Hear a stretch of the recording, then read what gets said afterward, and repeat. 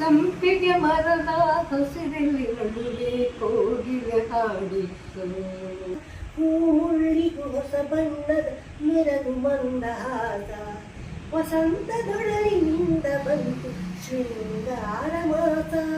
ಹಗಲು ಈರುಳು ಜಾರುತ್ತೀರೆ, ದಿನ ದಿನಗಳು ಉಳುತ್ತೀರೆ. ಹಾಯ್ ಸುಮಿತ್ರಾ.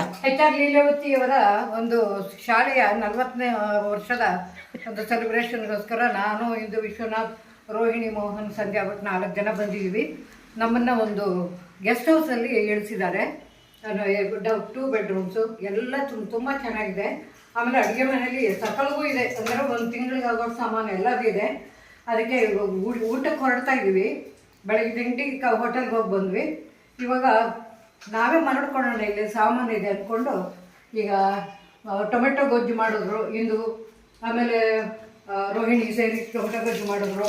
ಆಮೇಲೆ ರೋಹಿಣಿ ಕಲ್ಲಂಗಡಿ ಹಣ್ಣು ಹೆಚ್ಚಿದ್ರು.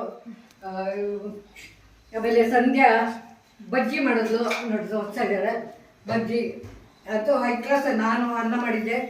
ಆಮೇಲೆ ಬಾಳೆಹಣ್ಣು ಸಾಸಿವೆ ಮಾಡಿದೆ. ಬಾಳೆಹಣ್ಣು ಸಾಸಿವೆ ಒಂದು ಚೂರು ಎಲ್ಲರೂ ಕೊಟ್ಟು ಹಾಗೆ ತಿಂದ ಮುಗಿದೋಯ್ತು. ಈಗ ಟೊಮೆಟೊ ಹಾಕೊಂಡು ಮೊಸರಿದೆ, ಮೊಸರು ತರಿಸಿದ್ದೀವಿ. ಹೈ ಕ್ಲಾಸಲ್ಲಿ ಹೊಡಿತೀವಿ ಇವಾಗ. ನಾನು ಆಗಲೇ ತಿಂತಾ ಇದ್ದೀನಿ.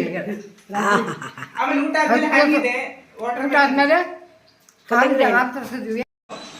ಪಂಚಭಕ್ಷ ಪರಮಾನ್ನ. ತೃಪ್ತಿ ಆಯ್ತಾ?